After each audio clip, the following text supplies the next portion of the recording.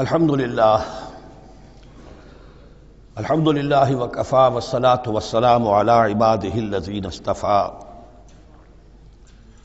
خصوصاً علی افضلہم وخاتم النبیین محمد الامین وعلی آلہ وصحبہ اجمعین اما بعد فقد قال اللہ تبارک وتعالی کما ورد فی سورۃ البقرہ اعوذ باللہ من الشیطان الرجیم بسم اللہ الرحمن الرحیم الحج اشہر معلومات فمن فرض فیہن الحج فلا رفث ولا فسوق ولا جدال فی الحج وما تفعلوا من خیر یعلمہ اللہ وتزودوا فإن خیر الزاد التقوی واتقون یا اولی الالباب صدق اللہ العظیم۔ پچھلے رکوع سے مناسک حج کا تذکرہ شروع ہو چکا تھا، اور اس کے ضمن میں خاص طور پر یہ کہ اگر کوئی حج کا احرام باندھ کر یا عمرے کا احرام باندھ کر سفر شروع کر دے اور کہیں درمیان میں ایسی رکاوٹ پیش آ جائے کہ اسے احرام کھولنا پڑے بغیر عمرہ کیے اور بغیر حج کیے، تو اس صورت میں کیا قواعد و ضوابط ہیں۔ اب جو یہ رکوع ہے 25واں، اس میں حج کا اصل فلسفہ، اس کی اصل حکمت، اس کی اصل روح کا بیان ہے۔ الحج اشہر معلومات، حج کے مہینے ہیں جو معلوم ہیں، یعنی جو بھی پہلے سے عرب میں رواج چلا آ رہا تھا اس کی توثیق ہو گئی کہ واقعتاً یہ اللہ تعالیٰ ہی کی طرف سے۔ تو حج کے کا جہاں تک ٹائمنگ کا تعلق ہے، مواقیت کا تعلق ہے، وہ گویا کہ اللہ تعالیٰ کی طرف سے توثیق فرما دی گئی۔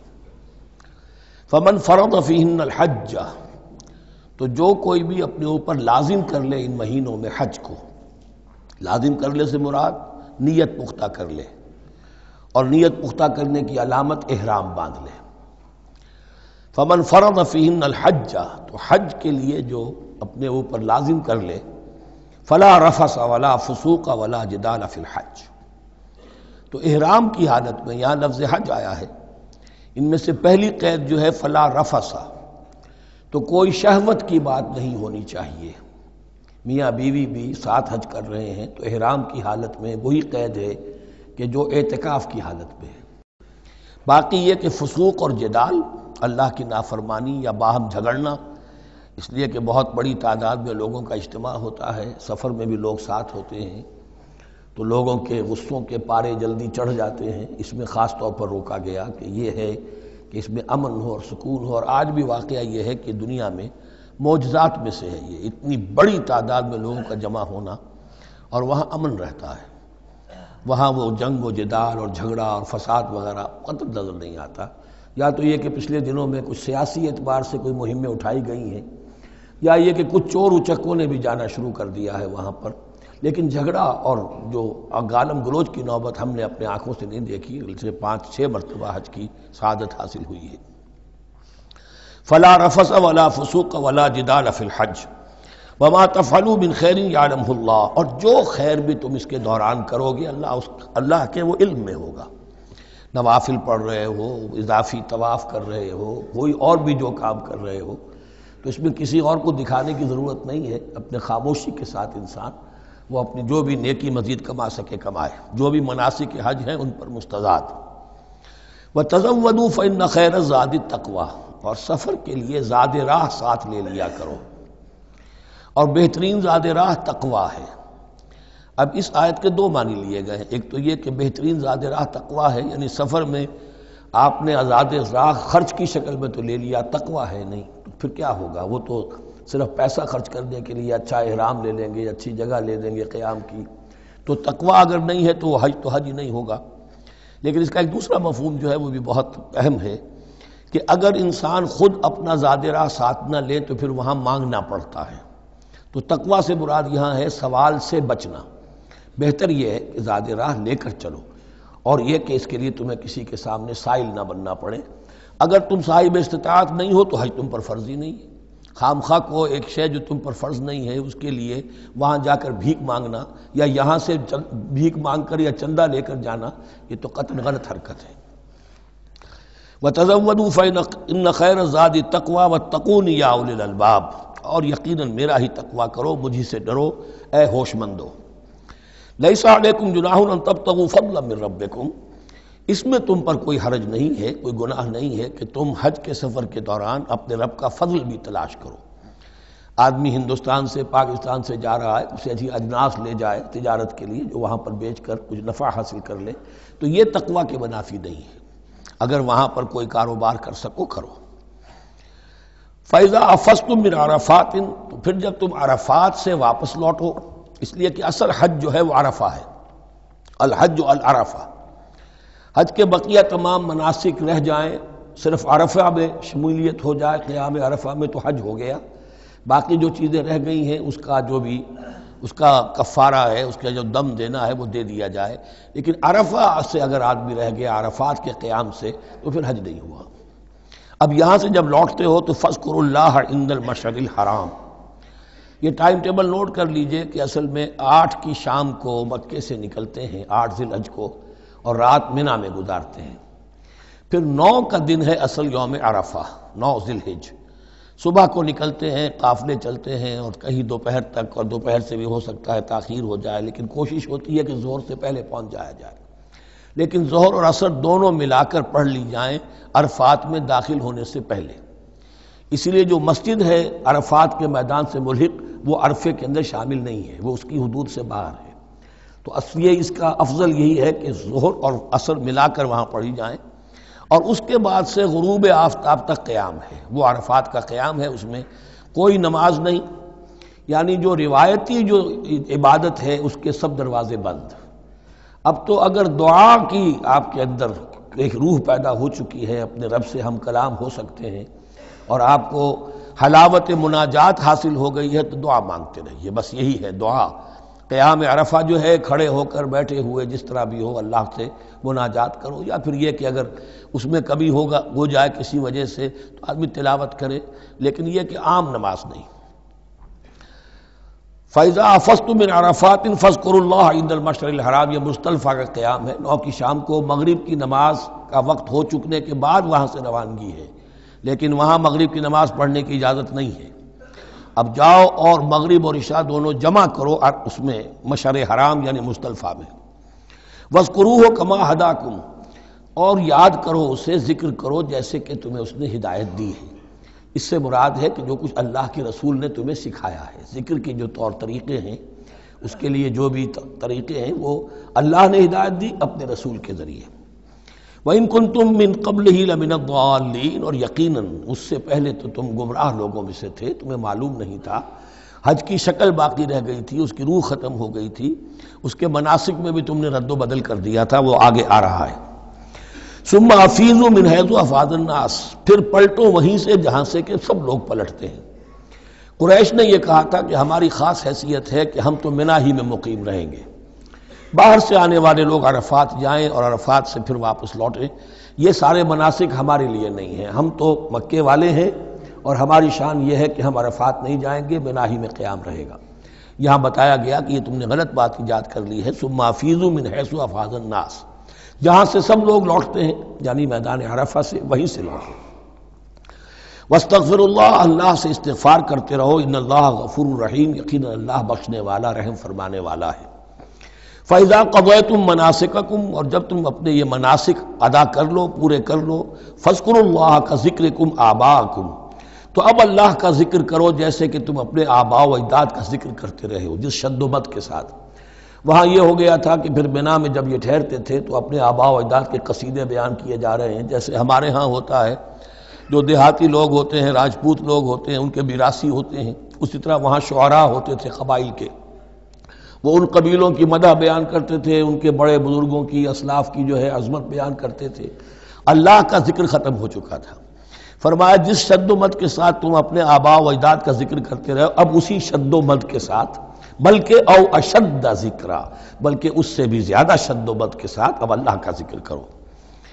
فَمِنَ النَّاسِ مَن يَقُولُ رَبَّنَا آتِنَا فِي الدُّنْيَا وَمَا لَهُ فِي الْآخِرَةِ مِنْ خَلَاقٍ، لوگوں میں سے وہ بھی ہیں جو یہی کہتے رہتے ہیں رب ہمیں دے دے دنیا ہی میں، ایسے لوگوں کے لیے آخرت میں کوئی حصہ نہیں ہے۔ یعنی وہاں پہنچ کر بھی ساری دعائیں ان کی دنیاوی چیزوں کے لیے ہیں، مال کے لیے، اولاد کے لیے، ترقی کے لیے، اور دنیا کی جو بھی چیزیں ہیں، اپنی کوئی مشکلات ہیں ان کے رفع کرنے کے لیے، چونکہ ان کے دلوں میں دنیا بسی ہوئی ہے۔ اشربوا فی قلوبہم الدنیا، ان کے دلوں میں جیسے بنی اسرائیل کے دلوں میں بچڑے کا تقدس پلا دیا گیا تھا اور محبت، اسی طرح ہمارے دلوں میں دنیا کی محبت ہے، تو وہاں جا کر بھی دنیا ہی کی دعائیں ہیں۔ فَمِنَ النَّاسِ مَن يَقُولُ رَبَّنَا آتِنَا فِي الدُّنْيَا وَمَا لَهُ فِي الْآخِرَةِ مِنْ خَلَاقٍ، ظاہر بات ہے ایسے لوگوں کے لیے پھر آخرت میں کوئی حصہ نہیں ہے۔ وَمِنْهُم مَن يَقُولُ، اور ان میں سے وہ بھی ہیں جو یہ کہتے ہیں ربنا آتنا فی الدنیا حسنۃ وفی الآخرۃ حسنۃ وقنا عذاب النار، پروردگار ہمیں اس دنیا میں بھی خیر عطا فرما اور آخرت کا بھی خیر عطا فرما اور ہمیں بچا لے آگ کے عذاب سے۔ اب دنیا کا خیر جو ہے سب سے بڑا وہ ایمان ہے، ہدایت ہے۔ دنیا کا کوئی خیر نہیں ہے جب تک کہ اس کے ساتھ ہدایت اور ایمان نہ ہو، تو سب سے پہلے انسان ایمان طلب کرے، پھر اس کے ساتھ اللہ تعالیٰ دنیا میں کشادگی دے دے، رزق میں بھی کشائش دے دے تو ٹھیک ہے، کوئی بری بات نہیں، اچھی بات ہے، لیکن یہ کہ اصل شے کیا ہے؟ ایمان اور استقامت۔ اولئک لہم نصیب مما کسبوا، یہاں یہ لفظ بہت اہم ہے، ان کے لیے حصہ ہوگا اس میں سے جو انہوں نے کمایا۔ محض یہ دعا کرنے سے، یہ دعا جو ہے یہ کافی نہیں ہو جائے گی۔ اول تو یہ نوٹ کر لیجئے، یہی وہ دعا ہے جو یعنی رکن یمانی سے لے کر جو بھی ہر چکر ہوتا ہے اس کا طواف کا، تو رکن یمانی سے لے کر حجر اسود تک کا جو دورہ ہے، اس میں یہ دعا مانگی جاتی ہے، ربنا آتنا فی الدنیا حسنۃ وفی الآخرۃ حسنۃ وقنا عذاب النار۔ اولئک لہم نصیب مما کسبوا، ان کے لیے حصہ ہے اس میں سے جو انہوں نے کمایا۔ اچھا، اس میں سے جو انہوں نے کمایا، اس میں سے کیوں؟ وہ تو سارا ملنا چاہیے، لیکن بندے کو ڈرتا رہنا چاہیے کہ ممکن ہے اس میں سے کسی مسئلے میں میری نیت میں کوئی فساد آ گیا ہو، ممکن ہے اس میں سے میرے کسی عمل کے اندر کوئی کمی رہ گئی ہو، کوئی کوتاہی رہ گئی ہو، اس لیے یہ نہ سمجھ لے کہ جو بھی کچھ کیا ہے اس کا اجر لازماً ملے گا۔ مما کسبوا، جو انہوں نے کمایا ہے اس میں خلوص ہے، اس میں بے ریائی ہے، اس میں تمام جو بھی اس کے آداب اور شرائط ہیں ملحوظ رکھے گئے ہیں، تو ان کو اس کا حصہ ملے گا۔ واللہ سریع الحساب، اور اللہ تعالیٰ کو حساب چکانے میں دیر نہیں لگتی، بہت جلدی حساب کر لے گا۔ اب تو ہمارے سامنے نقشے موجود ہے، کمپیوٹرز ہیں، کتنی جلدی حساب ہو جاتا ہے، تو اللہ کے ہاں تو پتہ نہیں کیسا سپر کمپیوٹر ہوگا کہ اسے حساب نکالنے میں دیر نہیں لگے گی۔ وَاذْكُرُوا اللَّهَ فِي أَيَّامٍ مَّعْدُودَاتٍ، اور ذکر کرو اللہ کا گنتی کے چند دنوں میں۔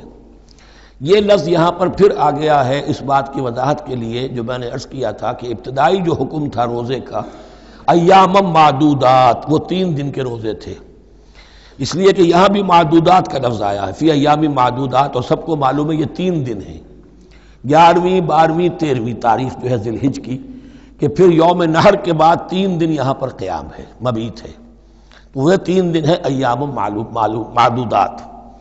فمن تعجل فی یومین، تو جو کوئی 2 دن ہی میں جلدی سے واپس آ جائے، فلا اثم علیہ، یعنی 3 دن پورے نہیں کرتا، 2 دن ہی میں واپسی کو اختیار کر لیتا تو کوئی گناہ اس پر نہیں ہے۔ ومن تأخر، اور جو پیچھے رہے یعنی 3 دن کی مقدار پوری کر لے، فلا اثم علیہ لمن اتقی، تو اس پر بھی کوئی گناہ نہیں، لیکن شرط ہے تقوی۔ جو 2 دن میں چلا گیا تقوی تھا تو بھی اللہ تعالیٰ کے ہاں اس کا اجر محفوظ ہے، جو 3 دن رہا تقوی ہے، تیسرے دن اس نے کچھ اور ہی حرکتیں نہ شروع کر دی ہوں، جی اکتایا ہوا ہے اور طبیعت کے اندر جو ہے وہ ٹھہراؤ نہیں ہے، تو وہ تیسرا دن اس کے لیے کوئی خاص مفید نہیں ثابت ہوگا، لیکن یہ کہ اصل شے جو ہے اللہ کے ہاں جو چیز کے شرط لازم ہے قبولیت کے لیے وہ تقوی ہے۔ لمن اتقی واتقوا اللہ واعلموا انکم الیہ تحشرون، اور اللہ کا تقوی اختیار کرو اور یہ مستحضر رکھو اپنے ذہن میں کہ تمہیں اسی کی جانب جمع کر دیا جائے گا، تم سب کے سب ہانک کر لے جاؤ گے اسی کی جناب میں۔ وَمِنَ النَّاسِ مَن يُعْجِبُكَ قَوْلُهُ فِي الْحَيَاةِ الدُّنْيَا، اب یہ منافقین میں سے ایک گروہ کا خاص ایک تذکرہ ہو رہا ہے۔ ایک منافق تو ہوتے تھے کہ جو عام ہیں، ان کی زبانوں پر بھی نفاق واضح طور پر ظاہر ہو جاتا تھا، اور ایک قسم کے منافق وہ ہوتے تھے بڑے چاپلوس، چرب زبان، کہ ان کی گفتگو دیکھیے تو وہ تو بڑے مخلص ہیں اور بڑے ہی فداکار ہیں اور بڑے ہی آپ کے ساتھ ان کا تعلق جو ہے وہ نیک نیتی پر مبنی ہے، ان کی زبانیں جو ہیں معلوم ہوتا ہے کہ اس میں تو سب گھی شکر گھلا ہوا ہے، لیکن یہ کہ ان کا کردار انتہائی خراب ہوتا ہے، اور پھر وہ جب واپس جاتے ہیں باتیں کرنے کے بعد یا باتیں بنانے کے بعد تو ان کا کردار جو ہے وہ فساد پر مبنی ہوتا ہے۔ وَمِنَ النَّاسِ مَن يُعْجِبُكَ قَوْلُهُ فِي الْحَيَاةِ الدُّنْيَا، اور لوگوں میں سے ایسے بھی ہیں جن کی باتیں تمہیں بڑی اچھی لگتی ہیں دنیا کی زندگی میں، وَيُشْهِدُ اللَّهَ عَلَى مَا فِي قَلْبِهِ، اور وہ اللہ کو بھی گواہ ٹھہراتا رہتا ہے، میں جو کچھ کہہ رہا ہوں اللہ جانتا ہے، میں خلوص سے کہہ رہا ہوں، میں بالکل اپنی نیک نیتی سے کہہ رہا ہوں، اللہ جانتا ہے۔ وَهُوَ أَلَدُّ الْخِصَامِ، حالانکہ فی الواقع وہ دشمن ہے بہت سخت، الد بہت شدید، اور خصام خصم دشمن کے لیے آتا ہے۔ وَإِذَا تَوَلَّى، جب وہ پیٹھ موڑ کے جاتا ہے، سعى فِي الْأَرْضِ، اب وہ زمین میں جو بھاگ دوڑ کرتا ہے، لِيُفْسِدَ فِيهَا، اس میں فساد مچائے، وَيُهْلِكَ الْحَرْثَ وَالنَّسْلَ، اور ہلاک کرے، کہیں کسی کی کھیتی جلا دی، کہیں کسی کا کوئی جانور جو ہے وہ ختم کر دیا، مار دیا۔ وَاللَّهُ لَا يُحِبُّ الْفَسَادَ، اللہ تعالیٰ کو فساد بالکل پسند نہیں ہے۔ وَإِذَا قِيلَ لَهُ اتَّقِ اللَّهَ، جب ایسے شخص سے کہا جاتا ہے کہ تو اللہ کا خوف کرو، اللہ سے ڈرو، تم باتیں ایسی کرتے ہو، عمل تمہارا یہ ہو رہا ہے، سوچو تو صحیح۔ اخذته العزت بالاسم، تو اس کو اپنی عزت نفس، جھوٹی عزت نفس گناہ پر اور جما دیتی ہے۔ ایک شخص وہ ہوتا ہے جس سے خطا ہو گئی، غلطی ہو گئی، اس نے اپنی خطا تسلیم کر لی تو اصلاح کر لے گا۔ ایک وہ ہے کہ جو کیسے مان لوں میری غلطی ہے، اس کی جھوٹی انا جو ہے اور جو اس کی جھوٹی عزت نفس ہے وہ اسے اور گناہ کے اوپر چپکا دیتی ہے۔ اخذته العزت بالاسم، اس کو اور اس پر جامد کر دیتی ہے۔ فحسبه جہنم، تو اس کے لیے تو اب کافی ہے جہنم ہی، وَلَبِئْسَ الْمِہَادُ، اور یقیناً وہ بہت برا ٹھکانہ ہے۔ روایات میں آتا ہے کہ ایک شخص خاص تھا، اخنس ابن شریق، اس کا یہ کردار ہے، لیکن یہ کہ یہ تو یوں سمجھیے کہ شان نزول کے اعتبار سے یہ بات ٹھیک ہے، اور یہ کہ تعویل خاص میں اس کو بھی سامنے رکھیں گے، لیکن یہ وہی ہے، کردار ہے، یہ کردار ہر جگہ آپ کو ملے گا۔ اصل میں کردار کو پہچاننا چاہیے اور اس کے حوالے سے اللہ تعالیٰ سے ہدایت طلب کرنی چاہیے کہ اس کردار سے اللہ تعالیٰ ہمیں اپنی حفظ ایمان میں رکھے۔ وَمِنَ النَّاسِ مَن يَشْرِي نَفْسَهُ ابْتِغَاءَ مَرْضَاتِ اللَّهِ، قرآن کا یہ عام اسلوب ہے کہ تقابل ضرور کرتا ہے، فوری تقابل، تو اس میں لوگوں میں سے وہ بھی ہیں جو اپنے آپ کو بیچ دیتے ہیں اللہ کی رضا جوئی کے لیے، اپنا تن من دھن، ان صلاتی و نسکی و محیایا و مماتی للہ رب العالمین۔ ومن الناس من یشری نفسہ ابتغاء مرضات اللہ واللہ رؤوف بالعباد، اور اللہ اپنے ایسے بندوں کے حق میں بہت شفیق ہے۔ ظاہر بات ہے جس نے یہ ارادہ کر لیا ہو، نیت کر لی ہو، کبھی ایسے شخص سے بھی کوئی کوتاہی ہو سکتی ہے، حالات ہو سکتے ہیں عارضی سے، کبھی جذبات میں آ کر کوئی غلط قدم اٹھ گیا، اللہ پہ معاف فرمائے گا، بڑی شفقت کے ساتھ معاف فرمائے گا۔ طے کر لے انسان، ایک سیدھا راستہ یہی بن جائے، ان صلاتی و نسکی و محیایا و مماتی للہ رب العالمین، تو پھر یہ ہے کہ کوئی تیز دوڑے گا، کوئی آہستہ چل سکے گا، مختلف صلاحیتوں کے لوگ ہوتے ہیں، اس میں فرق و تفاوت رہے گا، لیکن جس نے یہ عزم کر لیا ہے اللہ تعالیٰ ان کے حق میں بہت شفیق ہے۔ یا ایھا الذین آمنوا ادخلوا فی السلم کافہ، اے اہل ایمان اسلام میں داخل ہو پورے کے پورے۔ یہ گویا کہ وہ بات اب کہی جا رہی ہے کہ جس کا ریورس یا کانورس ہم بنی اسرائیل کے ساتھ جو خطاب تھا اس میں پڑھ چکے ہیں۔ افتؤمنون ببعض الکتاب وتکفرون ببعض، کیا تم ہماری کتاب، ہمارے دین، ہماری شریعت کے ایک حصے کو مانتے ہو اور ایک کو رد کر دیتے ہو؟ فما جزاء من يفعل ذلك منكم الا خزي في الحياة الدنيا ويوم القيامة يردون الى اشد العذاب، تو جو کوئی بھی تم میں سے یہ روش اختیار کرے گا اس کی کوئی سزا اس کے سوا نہیں ہے کہ دنیا میں ذلت اور خواری ان پر مسلط کر دی جائے اور قیامت کے دن شدید ترین عذاب میں جھونک دیے۔ اس کو اب مثبت پیرائے میں مسلمانوں سے کہا جا رہا ہے، یا ایھا الذین آمنوا ادخلوا فی السلم کافہ، ریزرویشنز کے ساتھ نہیں، ایکسیپشنز کے ساتھ نہیں۔ اللہ کی بندگی تو کرنی ہے، اس معاملے میں نہیں، اللہ کے حکم تو ماننا ہے لیکن یہ حکم نہیں میں مان سکتا، یہ ایک کی بھی نفی جو ہے وہ گویا کہ کل کی نفی ہو جائے گی۔ ادخلوا فی السلم کافہ، ٹیک اٹ اور لیو اٹ، یہ پیکج ڈیل ہے، اس میں جزوی بات نہیں ہو سکتی۔ ولا تتبعوا خطوات الشیطان، اور دیکھو شیطان کے قدموں کی پیروی نہ کرو، اس کے نشانات راہ جو ہیں، اس کے نشانات قدم جو ہیں ان کی پیروی نہ کرو۔ انہ لکم عدو مبین، وہ تو یقیناً تمہارا بڑا کھلا دشمن ہے۔ فإن زللتم من بعد ما جاءتکم البینات، پھر اگر تم پھسل گئے اس کے بعد بھی کہ تمہارے پاس یہ واضح تعلیمات آ چکی ہیں، فَاعْلَمُوا أَنَّ اللَّهَ عَزِيزٌ حَكِيمٌ، تو جان لو کہ اللہ تعالیٰ پھر زبردست ہے، اس میں دھمکی کا پہلو آ گیا کہ پھر اللہ کی جو ہے پکڑ سخت ہوگی. حکیم بھی ہے، اس کی پکڑ میں بھی حکمت ہے. اگر یہ پکڑ نہ ہو تو ظاہر بات ہے کہ پورا نظام جو ہے دین کا وہ پھر بالکل ایک بے منطقی. اگر اللہ کی طرف سے کسی گناہ پر پکڑ ہی نہیں ہے تو پھر یہ آزمائش کیا ہوئی؟ پھر جزا و سزا کا کیا سوال؟ پھر جنت اور دوزخ کا کیا معاملہ؟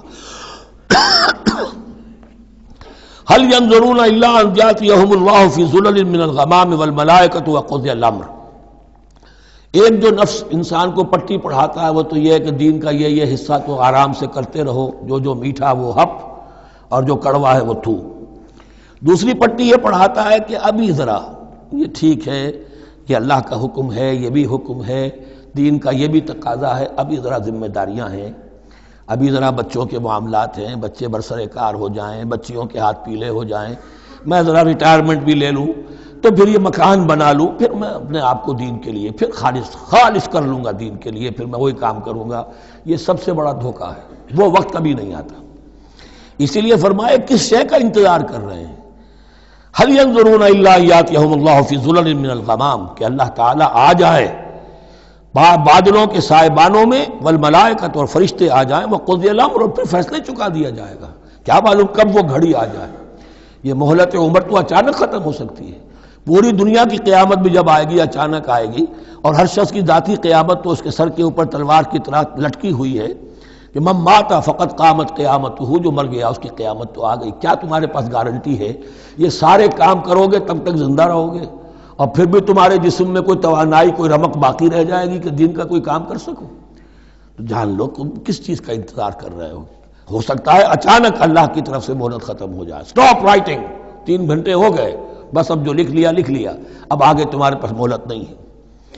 وَإِلَى اللَّهِ تُرْجَعُ الْأُمُورُ، اور یقیناً تمام معاملات اللہ ہی کی طرف لوٹا دیے جائیں گے.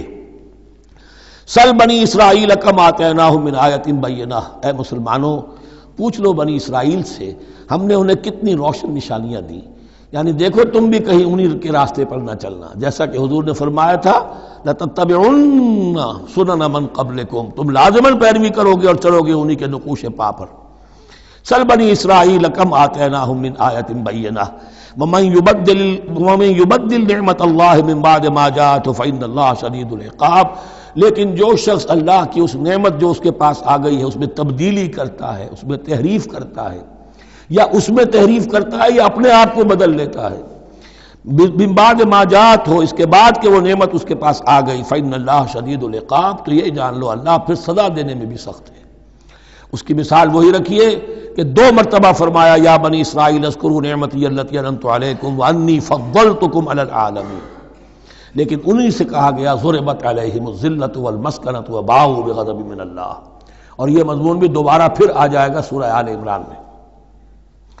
زین للذین کفروا الحیات الدنیا، ان کافروں کے لیے دنیا کی زندگی جو ہے بڑی مزین کر دی گئی ہے، ان کے نگاہوں میں کھب گئی ہے. یہاں کی چمک دمک ہے، شان و شوکت ہے، لمبی لمبی کاریں ہوں، چمکیلی نئے ماڈل کی، بڑی اونچی اونچی بلڈنگیں ہوں، حویلیاں ہوں، اعلیٰ کوٹھیاں ہوں. اب یہ ساری چیزیں کس کو اچھی نہیں لگتی، لیکن یہ کہ کفار کے دلوں میں ان کی محبت اتنی پل جاتی ہے کہ پھر کوئی اچھی بات ان کے کوئی زندگی میں نہیں رہتی، نہ کوئی اچھی بات اثر کرتی ہے. اہل ایمان کو بھی اگر ایمان کے ساتھ یہ نعمتیں ملیں، قل من حرم زینۃ اللہ التی اخرج لعبادہ والطیبات من الرزق، کو اچھا کھانا، اچھا پینا، اچھا پہننا کو حرام نہیں ہے، کو اللہ نے کس کو لوگوں کے لیے ممنوع نہیں کیا، لیکن دین کے تقاضے ادا کر کے، اللہ کا حق ادا کر کے اور حلال سے کما کر، تب کوئی حرج نہیں. زین للذین کفروا الحیات الدنیا، کافروں کے لیے دنیا کی زندگی کو مزین کر دیا گیا ہے. وہ حدیث بھی ذہن میں لے آئیے کہ ان الدنیا سجن المومن و جنت الکافر، یہ دنیا جو ہے مومن کے لیے ایک قید خانہ اور جنت اور کافر کے لیے باغ ہے. وَيَسْخَرُونَ مِنَ الَّذِينَ آمَنُوا، اور وہ مذاق اڑاتے ہیں اہل ایمان کا. دیکھو ان فینیٹکس کو، ان پاگلوں کو، ان بیوقوفوں کو. وَيَسْخَرُونَ مِنَ الَّذِينَ آمَنُوا وَالَّذِينَ اتَّقَوْا وَالَّذِينَ اتَّقَوْا فَوْقَهُمْ يَوْمَ الْقِيَامَةِ، اور جن لوگوں نے تقویٰ کی روش اختیار کی تھی قیامت کے دن اب وہ ان کے اوپر ہوں گے. اور بلکہ ہمیں سورہ مطففین میں تو آگے چل کر پتہ چلے گا پھر اہل ایمان ان کا مذاق اڑائیں گے. واللہ یرزق من یشاء بغیر حساب، اور اللہ تعالیٰ رزق عطا فرمائے گا جس کو چاہے گا بغیر حساب۔ یہ جنت کی طرف اشارہ ہے۔ اب یہ جو آیت آ رہی ہے پھر ایک طویل آیت ہے، جسے میں نے عرض کیا تھا بڑے بڑے حسین اور خوشنما حکمت کے اور علم کے اور معرفت کے پھول جو ہیں وہ اس بنتی میں بن دیے گئے ہیں۔ دو کلڑیاں یعنی شریعت، عبادات اور معاملات، دو لڑیاں انفاق اور جہاد، قتال، جہاد بالمال، جہاد بالنفس، اور ان میں یہ پھول آ جاتے ہیں عظیم۔ اس کو میں نے عنوان دیا ہے آیت الاختلاف، آیت الآیات، آیت البر، اور یہ آیت الاختلاف۔ اختلاف کیوں ہوتا رہا ہے؟ اور یہ بہت اہم ہے، اس لیے کہ جو وحدت ادیان کا فلسفہ دنیا میں کچھ لوگوں کی طرف سے پیش ہوتا ہے، اس کا ایک حصہ صحیح ہے اور ایک حصہ غلط ہے۔ صحیح کون سا ہے، غلط کون سا ہے، وہ اس حدیث، اس آیت سے معلوم ہوگا۔ کان الناس امۃ واحدۃ، اس میں کوئی شک نہیں۔ پہلے تو انسان سب کے سب ایک امت تھے، حضرت آدم کی نسل، حضرت آدم نبی ہیں تو امت تو ایک ہی تھی، جب تک کہ ان کے اندر گمراہی پیدا نہیں ہوئی، اختلافات نہیں ہوئی، شیطان نے کچھ لوگوں کو نہیں ورگلایا، اس وقت تک تو کان الناس امۃ واحدہ، تمام انسان ایک ہی امت تھے۔ اب یہاں پہ سمجھ لیجئے کہ یہاں اس کے بعد ایک حرف محذوف ہے، ثم اختلفوا، پھر ان میں اختلافات ہوئے، فساد پیدا ہوا، کچھ لوگوں نے گمراہی کی روش اختیار کر لی۔ ایک بیٹا اگر حابیل تھا تو دوسرا قابیل بھی تھا۔ فبعث اللہ النبیین مبشرین ومنذرین، تو اب اللہ نے نبیوں کو بھیجنا شروع کیا جو بشارت دیتے تھے نیکوکاروں کو اور جو خبردار کرتے تھے غلط کاروں کو۔ وانزل معهم الکتاب بالحق لیحکم بین الناس فیما اختلفوا فیہ، اور اللہ نے ان کے ساتھ کتاب نازل فرمائی اپنی، تاکہ وہ حق کے ساتھ نازل فرمائی، تاکہ وہ فیصلہ کر دے لوگوں کے مابین ان امور میں جن میں انہوں نے اختلاف کیا تھا۔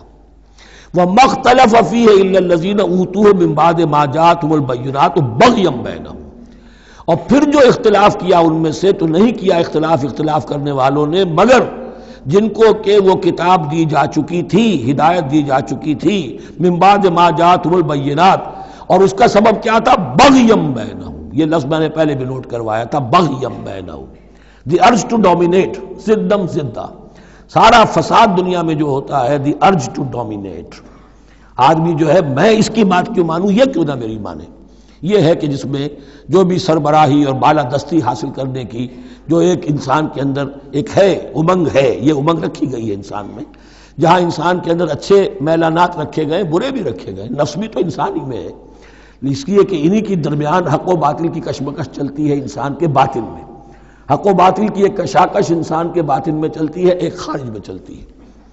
تو فرمایا پھر ہم نے اپنے رسول بھیجنے شروع کیے، فبعث اللہ النبیین مبشرین ومنذرین وانزل معهم الکتاب بالحق لیحکم بین الناس فیما اختلفوا فیہ وما اختلف فیہ الا الذین اوتوہ من بعد ما جاءتهم البینات بغیا بینہم فہدی اللہ الذین آمنوا لما اختلفوا فیہ من الحق باذنہ۔ تو اب اس کے بعد اللہ تعالی نے ہدایت دی ان لوگوں کو جو ایمان لائے ان چیزوں کے بارے میں جس میں کہ وہ اختلاف کر چکے تھے حق سے، اپنے حکم سے اللہ نے ان کو ایمان کی طرف ہدایت فرما دی۔ واللہ یہدی من یشاء الی صراط مستقیم، اور اللہ ہدایت دیتا ہے جس کو چاہتا ہے سیدھے راہ کی طرف۔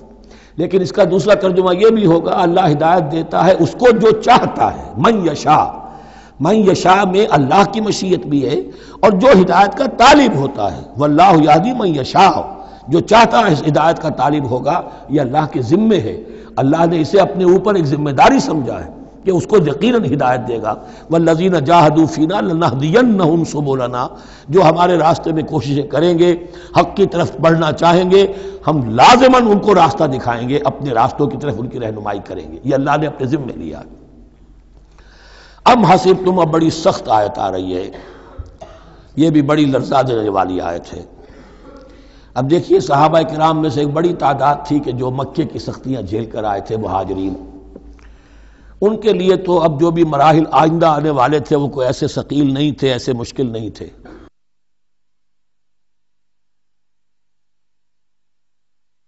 وہ سختیاں تو وہاں نہیں انہوں نے جھیلنی تھی کہ جو کہ مکے میں مہاجرین نے جھیلی تھی، تو اب ان سے ہے خاص طور پر روئے سخن، اگرچہ خطاب عام ہے، اور یہ قرآن مجید میں عام طور پر آپ کو ملے گا کہ الفاظ عام ہیں، لیکن آپ اگر دیکھیں گے تو روئے سخن کسی خاص طبقے کی طرف ہے۔ تو یہاں در حقیقت ان کو بتایا جا رہا ہے۔ ام حسبتم ان تدخلوا الجنہ، کیا تم نے یہ سمجھا تھا کہ جنت میں داخل ہو جاؤ گے؟ ولما یاتکم مثل الذین خلوا من قبلکم، حالانکہ ابھی تک تو تمہارے اوپر وہ حالات و واقعات تو وارد ہی نہیں ہوئے جو ان پر ہوئے تھے جو تم سے پہلے تھے۔ مستہم الباساء، انہیں آ لیا، پہنچی ان کو سختی بھوک کی، والضراء اور تکالیف، وزلزلوا اور وہ ہلا مارے گئے، حتی یقول الرسول والذین آمنوا معہ متی نصر اللہ، یہاں تک کہ پکار اٹھا وقت کا رسول اور جو ان کے ساتھ اہل ایمان تھے، کب آئے گی اللہ کی مدد؟ الا ان نصر اللہ قریب، اب انہیں یہ خوشخبری دی گئی کہ آگاہ ہو جاؤ، اللہ کی مدد قریب ہے۔ یعنی اللہ آزماتا ہے، یہ وہی بات ہے جو اس سے پہلے آ چکی ہے 19ویں رکوع میں بالکل شروع میں، وَلَنَبْلُوَنَّكُمْ بِشَيْءٍ مِّنَ الْخَوْفِ وَالْجُوعِ وَنَقْصٍ مِّنَ الْأَمْوَالِ وَالْأَنفُسِ وَالثَّمَرَاتِ، ہم لازماً آزمائیں گے۔ یہ کوئی پھولوں بھرا راستہ نہیں ہے، پھولوں کی سیج نہیں ہے، حق کا راستہ ہے، یہ کانٹوں بھرا بستر ہے، کانٹوں بھرا راستہ ہے، اس کے لیے ذہناً تیار ہو جاؤ۔ در رہے منزل لیلا کہ خطر ہاست بسے، شرط اول قدمی نفس کے مجنوں باشی، دیکھ سمجھ کر آؤ۔ ام حسبتم ان تدخلوا الجنة ولما ياتكم مثل الذين خلوا من قبلكم مستهم الباساء والضراء وزلزلوا حتى يقول الرسول والذين آمنوا معه متى نصر الله الا ان نصر الله قریب۔ یہ آیت پھر مسلمانوں کو، صحابہ کرام کو سورہ صف میں یہ خوشخبری سنائی گئی جبکہ غزوہ احزاب واقع ہو چکا تھا اور شدید ترین امتحان سے محمد الرسول اللہ اور ان کے صحابہ گزر چکے تھے کامیابی کے ساتھ، تب انہیں خوشخبری دی گئی ہے۔ سورہ صف اس وقت نازل ہوئی ہے، وَأُخْرَىٰ تُحِبُّونَهَا نَصْرٌ مِّنَ اللَّهِ وَفَتْحٌ قَرِیب، اب تمہارے لیے وہ خوشخبری ہے، اے نبی بشر المومنین، اپنے اہل ایمان ساتھیوں کو بشارت دے دیجئے کہ اب وہ وقت آ گیا ہے کہ اللہ کی نصرت کے دروازے کھلتے چلے جائیں گے۔ یسألونک ماذا ینفقون، یہ آپ سے پوچھ رہے ہیں کہ وہ کیا خرچ کریں، جو انفاق کے لیے کہا جا رہا ہے کیا خرچ کریں۔ تو انسان جو بھی بھلائی کے لیے خرچ نکالے اس میں سب سے پہلا حق کن کا ہے؟ قل ما انفقتم من خیر، کہہ دیجیے جو بھی تم خرچ کرو خیر میں سے، دولت میں سے، مال اسباب میں سے، فللوالدین، سب سے پہلا جو حق ہے وہ والدین کا ہے، والاقربین اور رشتہ داروں کا ہے، والیتامى اور یتیموں کا ہے، والمساکین اور محتاجوں کا ہے، وابن السبیل اور مسافر کا ہے، وما تفعلوا من خیر فإن اللہ بہ علیم، اور جو بھی خیر تم کماؤ گے، جو کام بھی اچھا کرو گے، جان لو وہ اللہ کے علم میں ہے۔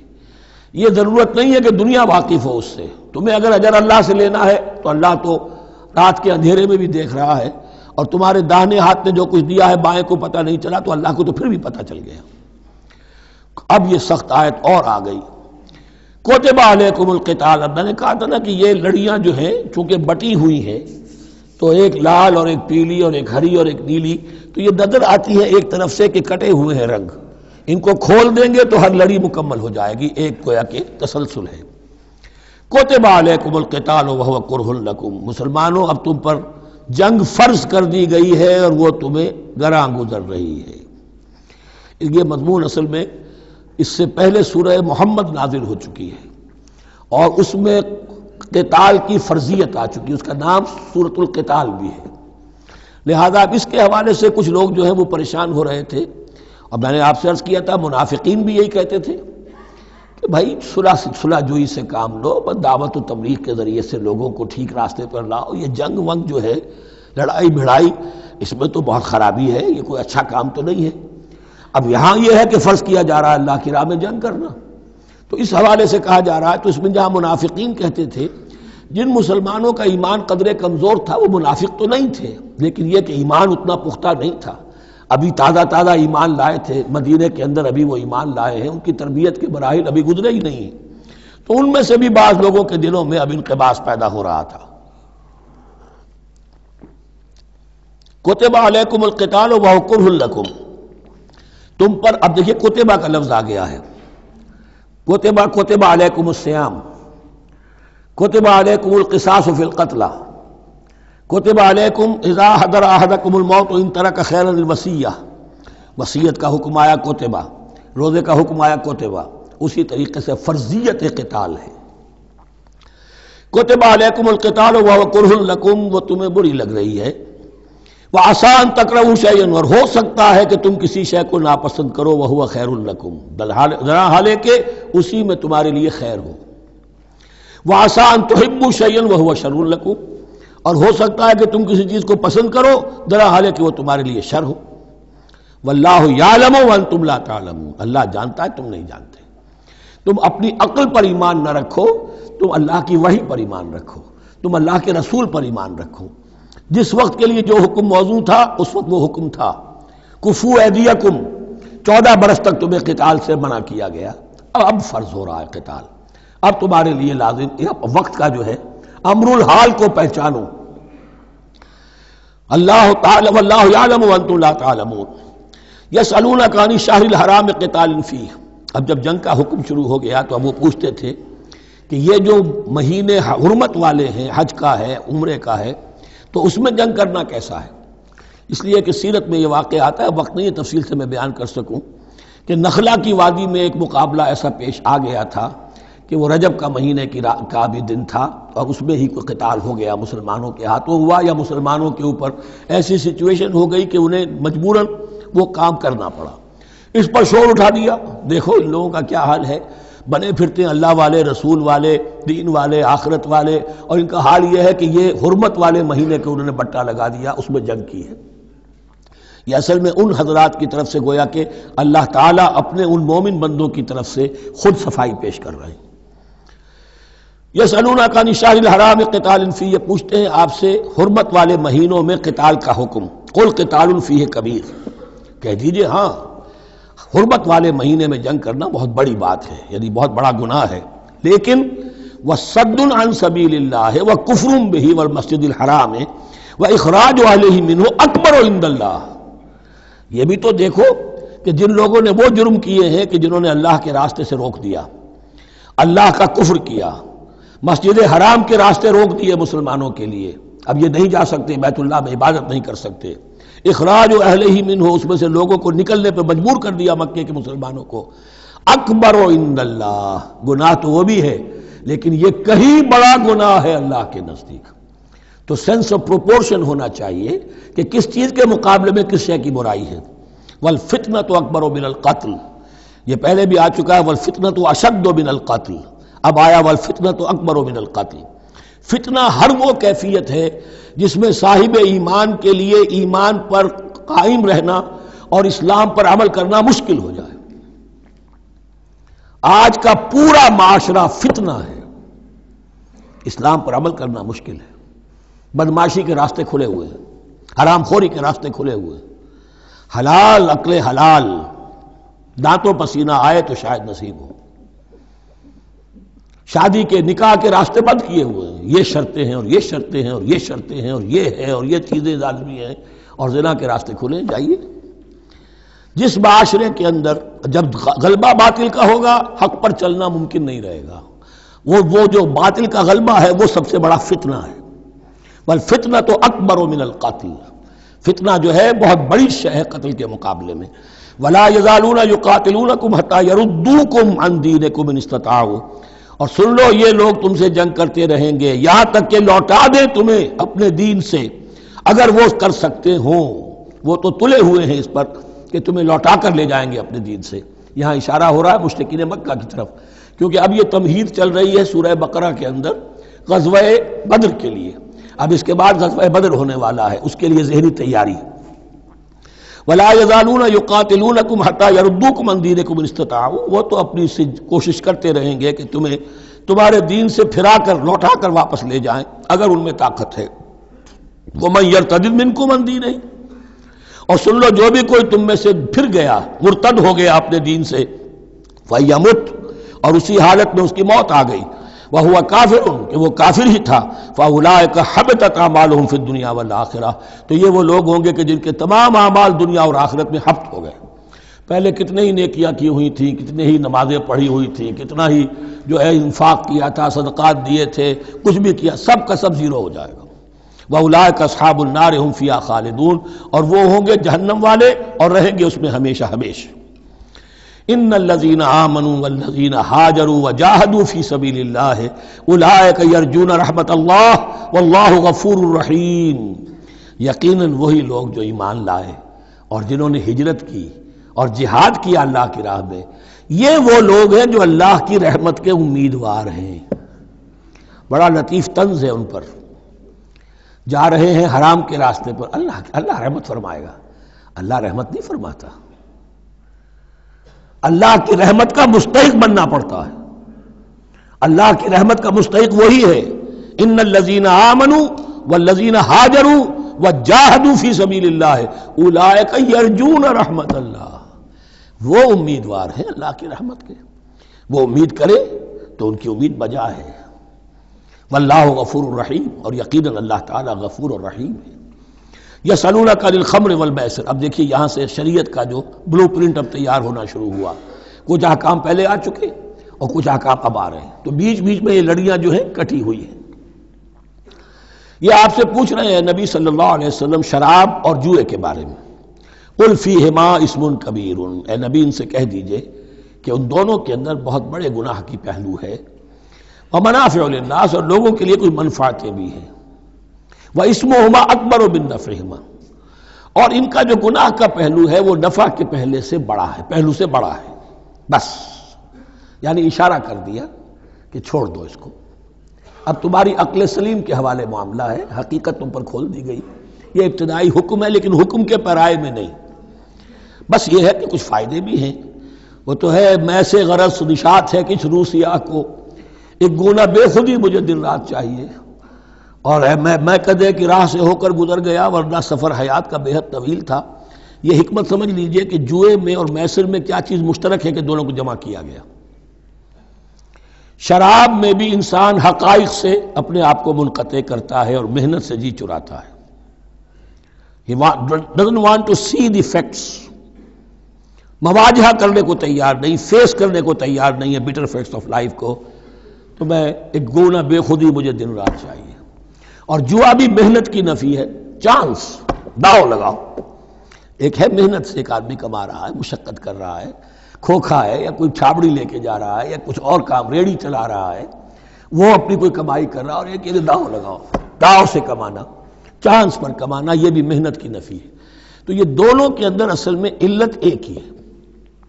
یسألونک عن الخمر والمیسر قل فیہما اسم کبیر ومنافع للناس واسمہما اکبر من نفعہما ویسألونک ماذا ینفقون قل العفو، اور یہ پوچھتے ہیں کتنا خرچ کریں، انفقوا انفقوا انفقوا وانفقوا فی سبیل اللہ ولا تلقوا بایدیکم الی التہلکہ، یہ آیت پر کل پڑھ چکے ہیں۔ اپنے آپ کو اپنے ہاتھوں ہلاکت میں نہ جھونکو، کتنا خرچ کرے، کچھ ہمیں مقدار بھی بتا دی جائے۔ فرمایا قل العفو، جو بھی تمہاری ضرورت سے زائد ہے۔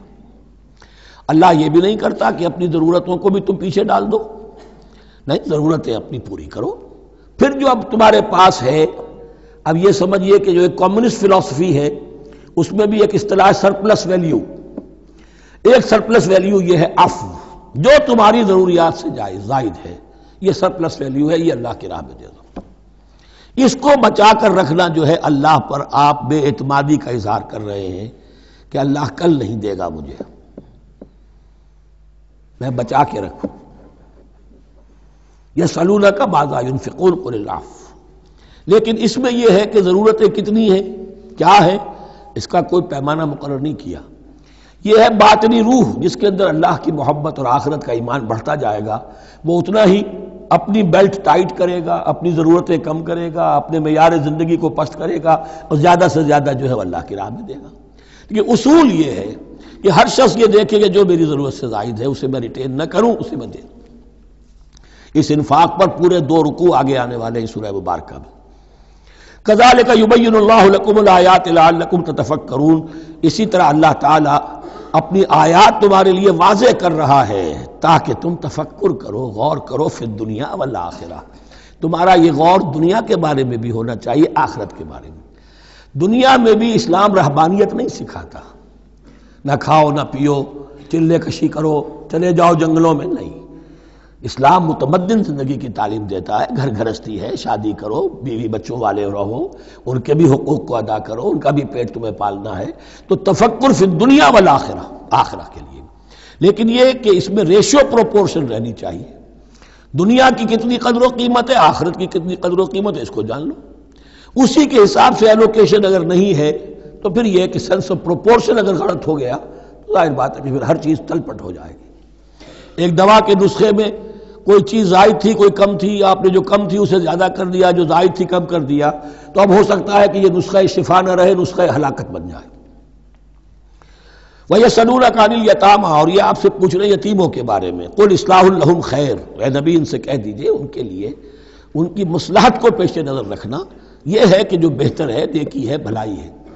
اصل میں سورہ بنی اسرائیل کی آیت جو ہے وہ لوگوں کے سامنے تھی، وَلَا تَقْرَبُوا مَالَ الْيَتِيمَ إِلَّا بِالَّتِي هِيَ أَحْسَنُ، مال یتیم کے قریب تک نہ پھٹکو، یعنی گڑبڑ کر لو گے اپنے اموال میں، اس میں سے یہ کہ ہو سکتا ہے کہ تمہارا ان کا کوئی مال تمہارے پیٹ میں چلا جائے، ہانڈی مشترک ہے، اب اس میں ظاہر بات ہے یتیم نے بھی کھانا ہے، تم نے بھی کھانا ہے، اچھی اچھی بوٹیاں تم نے کھا لی ہیں اور یتیم کے لیے جو ہے خرچہ تو پورا ڈال دیا، لیکن یہ کہ اس کے لیے بیچارے کے لیے چھچڑے چھوڑ دیے۔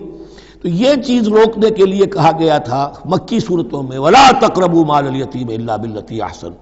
اب صحابہ کے لیے تو یہ چیزیں ایسی تھیں کہ اشارہ ذرا سا ہو گیا اور انہوں نے اس پر عمل کیا، انہوں نے ہڈیاں علیحدہ کر دی تاکہ ان کا خرچہ بالکل علیحدہ رہے۔ اب اس میں تکلیف ہو رہی تھی، ایک گھر کے اندر ہی ایک یتیم ہے، اس کا خرچہ اس کے مال میں سے نکالا جا رہا ہے۔ فرمایا کہ یہ مقصد نہیں تھا، مقصد یہ تھا کہ تم ان کے مال ہڑپ نہ کر جاؤ۔ قُلْ إِصْلَاحٌ لَهُمْ خَيْرٌ، قُلْ إِصْلَاحٌ لَهُمْ خَيْرٌ، ان کے لیے اصلاح کرنا بھلائی کا ہے۔ وَإِن تُخَالِطُوهُمْ فَإِخْوَانُكُمْ، اگر تم اپنے ساتھ ان کو ملائے رکھو تو وہ تمہارے بھائی ہیں۔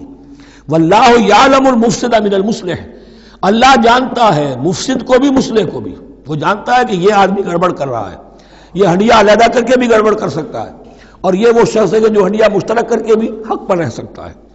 وَلَوْ شَاءَ اللَّهُ لَعَنَتَكُمْ، اگر اللہ چاہتا تو تمہیں سختی میں ڈالے ہی رکھتا، تم پر مشقت جو ہے یہ کیے رکھتا۔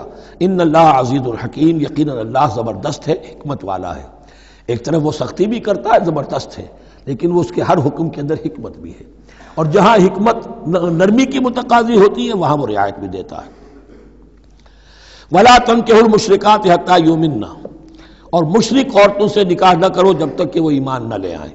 وَلَأَمَةٌ مُؤْمِنَةٌ خَيْرٌ مِّن مُشْرِكَةٍ وَلَوْ أَعْجَبَتْكُمْ، ایک مومنہ خواہ وہ لونڈی ہو وہ بہتر ہے ایک مشرکہ سے خواہ وہ آزاد عورت ہو۔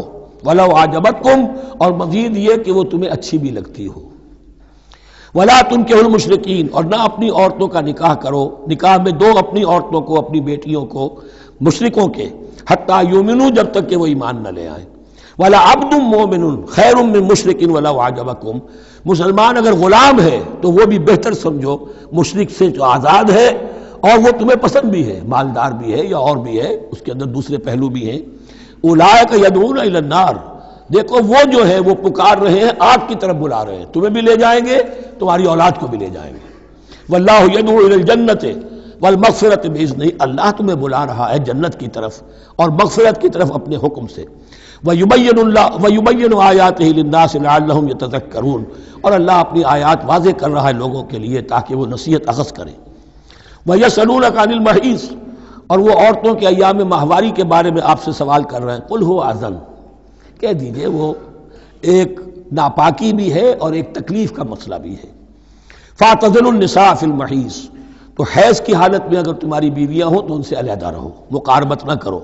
وَلَا تَقْرَبُوهُنَّ حَتَّىٰ يَطْهُرْنَ، اور ان سے مقاربت نہ کرو یہاں تک کہ وہ پاک ہو جائیں۔ فَإِذَا تَطَهَّرْنَ، اور جب وہ خوب پاک ہو جائیں، فَأْتُوهُنَّ مِنْ حَيْثُ أَمَرَكُمُ اللَّهُ، تو اب ان کی طرف جاؤ، جو بھی تمہیں تعلق قائم کرنا ہے کرو، جہاں سے کہ تمہارے رب نے تمہیں حکم دیا، اللہ نے حکم دیا ہے۔ یہ اللہ کا حکم کیا ہے؟ یہ ہے امر طبیعی، ہر انسان جانتا ہے، ہر حیوان کو معلوم ہے، وہ طبیعی شے ہے۔ لیکن یہ کہ اب عورتوں کے ساتھ بھی اگر انسان جو ہے وہ لواطت کا فعل شروع کر دے، قوم عمل لوط، تو ظاہر بات ہے کہ عمل قوم لوط تو وہ چیز جو ہے غلط ہے، وہ حرام ہے۔ یہ تو اللہ تعالیٰ نے جو بھی تمہاری فطرت میں ڈالا ہے راستہ، وہ در حقیقت من حیث امرکم اللہ، ان اللہ یحب التوابین و یحب المتطہرین، یقیناً اللہ محبت کرتا ہے بہت توبہ کرنے والوں سے اور بہت پاک بازی اختیار کرنے والوں سے، ان ناپاک چیزوں سے دور رہنے میں۔ نساؤکم حرث لکم، تمہاری بیویاں تمہارے لیے کھیتیوں کے مانند ہیں، جیسے کھیت میں بوتے ہو، فصل کاٹتے ہو، بیویوں کے ذریعے سے اللہ تعالیٰ تمہیں اولاد عطا کرتا ہے۔ فاتو حرثکم انا شئتم، تو جو بھی کھیتی والی جگہ ہے ادھر تم جاؤ جدھر سے چاہو، یعنی اس میں یہ ہے کہ کوئی رکاوٹ نہیں ہے، وہ داہنی طرف سے بائیں طرف سے جدھر سے بھی ہو، لیکن ہو وہ فرج کے اندر، وہ بقد کے اندر معاملہ نہ ہو۔ فاتو حرثکم انا شئتم وقدموا لانفسکم، اور اپنے آگے کے لیے سامان کرو، یعنی اپنی اولاد۔ انسان جو ہے بڑھاپے کے لیے اس کا ایسٹ بنتی ہے اس کی اولاد۔ آج تو دنیا اولاد سے بھاگتی ہے، لیکن ایک زمانے میں تو اولاد جو ہے وہ عصائے پیری شمار ہوتی تھی۔ وقدموا لانفسکم واتقوا اللہ واعلموا انکم ملاقوہ، اور اللہ سے کا تقوی اختیار کرو۔ اب یہ آپ دیکھیں گے کہ جو حکم بھی شریعت کا آئے گا بار بار تکرار کے ساتھ جو ہے اس میں تو تقوی کا ذکر بار بار آئے گا، کہ ایک قانون ہے اس کی قانونیت ہے، ایک ہے تقوی۔ قانون کی لاکھ پیروی کی جا رہی ہے، تقوی نہ ہو تو وہ قانون جو ہے وہ مذاق بن جائے گا، تماشا بن جائے گا۔ اس کے بعد مثالیں آئیں گی ابھی۔ واتقوا اللہ واعلموا انکم ملاقوہ، اور اللہ کا تقوی اختیار کرو اور جان لو تمہیں اس سے مل کر رہنا ہے، حاضر ہونا ہے اس کے جناب میں۔ وبشر المؤمنین، اور اے نبی اہل ایمان کو بشارت دے دیجئے۔ ولا تجعلوا اللہ عرضۃ لایمانکم، ایک اور حکم آ گیا، اللہ تعالیٰ کا نام جو ہے وہ تختہ مشق نہ بنا لو اپنی قسموں کے لیے۔ قسم کھا بیٹھا میں تو اللہ کی قسم کھا بیٹھا ہوں، اب یہ قسم کھا بیٹھا اس لیے میں یہ کام نہیں کر سکتا، چاہے وہ نیکی کا کام تھا۔ کسی وقت غصے میں آدمی آ کر قسم کھا بیٹھتا ہے۔ حضرت ابو بکر صدیق نے بھی قسم کھا لی تھی۔ مستح ان کا ایک ایسا تھا مسلمان غریب جس کی وہ مدد کیا کرتے تھے، لیکن مستح بھی جب حضرت عائشہ پر تہمت میں ملوث ہو گیا تو حضرت ابو بکر نے قسم کھا لی کہ یہ بدبخت جس کی میں سرپرستی کرتا رہا یہ بھی میری بیٹی پر تہمت لگانے میں شامل ہو گیا، اب میں اس کی کبھی مدد نہیں کروں گا۔ یہ سورہ نور میں آئے گا، ان سے کہا گیا نہیں ایسا نہ کرو، تم اپنے نیکی کے دروازے کو کیوں بند کرتے ہو؟ قسم کھا لی، قسم کو کھول دو، کفارہ دے دو۔ وَلَا تَجْعَلُوا اللَّهَ عُرْضَةً لِأَيْمَانِكُمْ أَن تَبَرُّوا وَتَتَّقُوا، نیکی کا کام کرنے سے، تقوی کے کام سے رکنے کے لیے قسم کھا لینا۔ وَتُصْلِحُوا بَيْنَ النَّاسِ، اور اس سے کہ لوگوں کے مابین مصالحت کرو۔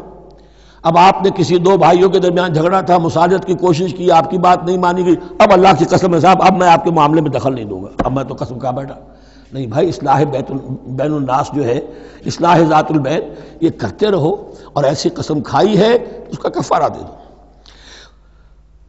واللہ سمیع علیم، اور اللہ تعالیٰ سننے والا اور جاننے والا ہے۔ لا یؤاخذکم اللہ باللغو فی ایمانکم، اللہ تعالیٰ مؤاخذہ نہیں کرے گا تم سے جو تم بغیر مقصد کے، بغیر عزم اور ارادے کے قسم کھا بیٹھتے ہو۔ یہ عربوں کا رواج ہے، واللہ باللہ کے بغیر ان کا کوئی جملہ شروع ہی نہیں ہوتا۔ تو یہ در حقیقت قسم کھانے کا ان کی اس وقت نیت نہیں ہوتی، بلکہ یہ ان کا ایک جس کو ہم کہتے ہیں تقیہ کلام ہے، ان کا ایک اسلوب ہے گفتگو کا، واللہ باللہ، تو اس پر مؤاخذہ نہیں ہے۔ وَلَٰكِن يُؤَاخِذُكُم بِمَا كَسَبَتْ قُلُوبُكُم، ہاں جو تم نے ارادہ کر کے، تمہارے دلی ارادے کے ساتھ جو تم نے قسم کھائی ہے، پھر اس پر مؤاخذہ ہوگا، اسے توڑو گے، اس کا ایک کفارہ ہے وہ بعد میں آئے گا۔ وہ کفارہ جو ہے وہ پھر سورہ مائدہ کے اندر آ جائے گا۔ میں نے عرض کیا تھا کہ یہ اصل میں سورہ بقرہ میں بلو پرنٹ آ رہا ہے شریعت اسلامی کا، اور اس کے جو اصل چیزیں ہیں وہ پوری تکمیلی احکام وہ پھر آخر میں آئیں گے، کچھ سورہ نساء میں، کچھ سورہ مائدہ میں۔ واللہ غفور حلیم، اللہ غفور ہے، بخشنے والا ہے اور حلیم ہے، فوراً نہیں پکڑتا، فوراً سزا نہیں دیتا، مہلت دیتا ہے کہ اصلاح کر لو۔ للذین یولون من نسائہم تربص اربعۃ اشہر، اب یہ بھی ایک قسم کھا لی جاتی تھی کہ کسی وقت کسی مرد نے، کسی شوہر نے قسم کھا لی اب میں اپنی بیوی کے قریب نہیں جاؤں گا، ناراض ہو گئے، غصہ آ گیا، اب میں تمہارے سے کوئی تعلق نہیں رکھوں گا۔ یہ ایلا کہلاتا تھا۔ حضور نے بھی ایلا فرمایا تھا اپنی ازواج مطہرات سے جب انہوں نے کچھ زیادہ نفقے کا مطالبہ کیا تھا کہ اب عام مسلمانوں کے ہاں بھی خوشحالی آ گئی ہے تو اب ہمارے اوپر یہ سختی کیوں ہے، ہمارا بھی جو نفقات ہیں، ہمارا جو خرچ ہے، وظائف ہیں، بڑھائے جائیں۔ اس پر حضور نے پھر ایلا کیا، اس کا ذکر ہے، وہ بعد میں آئے گا۔ لیکن وہاں عام طور پر لوگ قسم کھا کے بیٹھ جاتے تھے، اب قسم کھا لی ہے، پچھتا بھی رہے، کیا کریں، قسم کھا چکے، اب بیوی کے پاس کیسے جائیں؟ اب وہ بیوی معلق ہے، نہ وہ شادی شداؤں میں ہے اور نہ وہ علیحدہ ہے، آزاد ہے۔ للذین یولون من نسائہم تربص اربعۃ اشہر، 4 مہینے کے لیے تو وہ انتظار کیا جا سکتا ہے۔ فإن فاؤوا، اس دوران میں اگر وہ لوٹے، اپنی قسم کو ختم کرے اور رجوع کر لیں، تعلق زن و شوق قائم کریں، فإن اللہ غفور رحیم، تو اللہ تعالیٰ غفور و رحیم ہے۔ وإن عزموا الطلاق، اور اگر وہ طلاق کا ارادہ کر چکے ہوں کہ واقعتاً اب ان سے سیپریشن ہی ہے، فإن اللہ سمیع علیم، تو اللہ تعالیٰ سننے والا جاننے والا ہے۔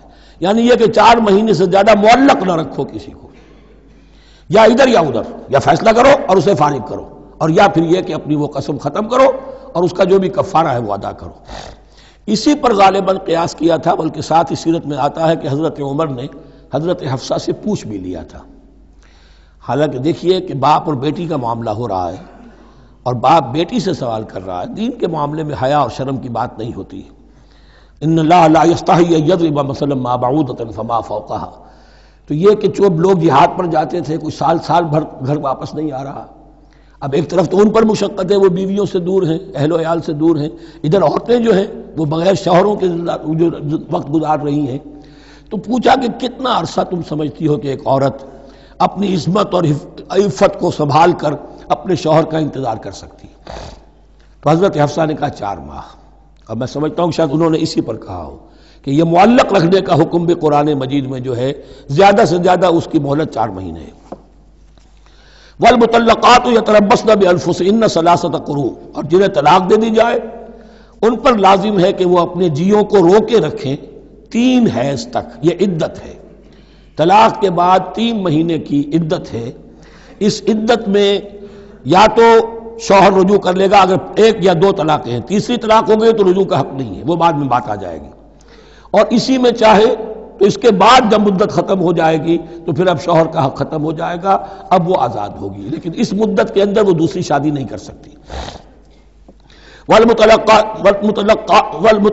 یتربصن بانفسهن 3 قروء ولا يحل لهن ان يكتمن ما خلق الله في ارحامهن، اور ان کے لیے یہ حلال نہیں ہے، جائز نہیں ہے کہ وہ چھپا لیں جو کچھ کہ اللہ نے پیدا کر دیا ہو ان کے ارحام میں۔ اگر حمل ٹھہر گیا ہے اور بیوی کو ڈر ہے کہ اب یہ شوہر تو طلاق دے دے گا، وہ اپنا حمل چھپا رہی ہے تاکہ پتہ ہی نہ چلے اس کو، کیونکہ وہ چاہے گی کہ بچہ میرے پاس رہے، بچہ بچی جو بھی ہو۔ ظاہر بات ہے کہ بچہ اور بچی جو ہے وہ ماں کے لیے تو جگر گوشہ ہے، اس کے جسم کا ٹکڑا ہے، اس کے جسم کا لوتھڑا ہے، تو وہ چھپانے کی ٹینڈنسی ہوتی ہے کہ وہ جھگڑا ہی نہ اٹھے۔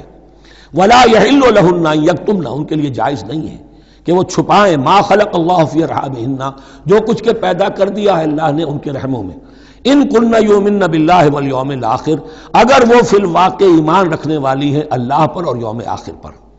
وبعولتهن احق بردهن فی ذلک ان ارادوا اصلاحا، اور یہ جو عدت کی مدت ہے اس میں ان کے شوہروں کو حق حاصل ہے، زیادہ حقدار ہیں کہ انہیں لوٹا لیں، اسے رجعت کہتے ہیں، رجوع کیا جا سکتا ہے عدت کے اندر لیکن تیسری طلاق کے بعد نہیں۔ پہلی طلاق، دوسری طلاق، اس کے بعد دونوں میں جو عدت ہوگی اس میں رجوع کر سکتا ہے شوہر، اس کا اختیار ہے، بیوی کو نہ کہنے کا اختیار نہیں ہے کہ اب تم طلاق دے چکے ہو، اب میں تمہاری بات ماننے کو تیار نہیں ہوں، اس کا اسے حق نہیں ہے۔ اسے پھر وہ مرد کا جو حق ہے وَبَعُولَتُهُنَّ أَحَقُّ بِرَدِّهِنَّ، وہ زیادہ حقدار ہے کہ انہیں لوٹا لے، فی ذالک، اس مدت کے اندر ان ارادوا اصلاحا، اگر وہ واقعتاً اصلاح ہی چاہتے ہیں۔ وَلَهُنَّ مِثْلُ الَّذِي عَلَيْهِنَّ بِالْمَعْرُوفِ، اور ان کے لیے حقوق ہیں جو کہ مناسبت سے ہیں ان کی ذمہ داریوں کے۔ وَلِلرِّجَالِ عَلَيْهِنَّ دَرَجَةٌ، اور مردوں کو ان پر ایک درجہ فوقیت کا، ایک درجہ فضیلت کا، ایک درجہ حقوق کا حاصل ہے۔ واللہ عزیز الحکیم، اور اللہ تعالیٰ سب کچھ جاننے والا، اللہ زبردست ہے اور حکمت والا ہے۔ یہ آیت اصل میں اس زمانے میں بہت مس انٹرپریٹ ہوئی ہے اور بعض مترجمین نے بھی ترجمہ غلط کیا ہے۔ یعنی اس کا یہ ترجمہ کرنا لہن مثل الذی علیہن، ان کے بھی حقوق مردوں پر ویسے ہی ہیں جیسے مردوں کے حقوق ہیں ان پر، تو یہ تو مساوات ہو گئی، اور مساوات جو اسلامی شریعت میں مرد اور عورت کے درمیان، شوہر اور بیوی کے درمیان نہیں ہے۔ مراد کیا ہے؟ لام اور اعلیٰ کا جو استعمال ہوتا ہے عربی میں، لام کسی کے حق کے لیے اور اعلیٰ کسی کی ذمہ داری کے لیے۔ لہن، ان کے لیے حقوق ہیں، مثل الذی علیہن، جیسے کہ ان پر ذمہ داریاں ہیں۔ اللہ تعالیٰ نے جیسے ذمہ داری مرد پر ڈالی ہے ویسے حقوق اس کو دیے ہیں، جیسی ذمہ داری عورت پر ڈالی ہے اس کی مناسبت سے کورسپونڈنگلی پروپورشنیٹ جو ہے اس کو بھی حق دے دیے ہیں۔ اور اس بات کو کھول دیا، مساوات کہاں سے آئے گی؟ جب کہہ دیا وَلِلرِّجَالِ عَلَيْهِنَّ دَرَجَةٌ، اور مردوں کو ان پر ایک درجہ حاصل ہے، فوقیت کا درجہ حاصل ہے۔ واللہ عزیز الحکیم۔ اب یہ تمہیں پسند ہو تب بھی اور ناپسند ہو تب بھی، اللہ تعالی عزیز ہے، حکیم ہے، وہ سب کچھ جاننے والا ہے، اور وہ زبردست ہے جو چاہے حکم دے، اور حکیم ہے، حکمت والا ہے، اس کا حکم حکمت پر مبنی ہے۔ بارک اللہ لی ولکم فی القرآن العظیم ونفعنی وإیاکم بالآیات والذکر الحکیم۔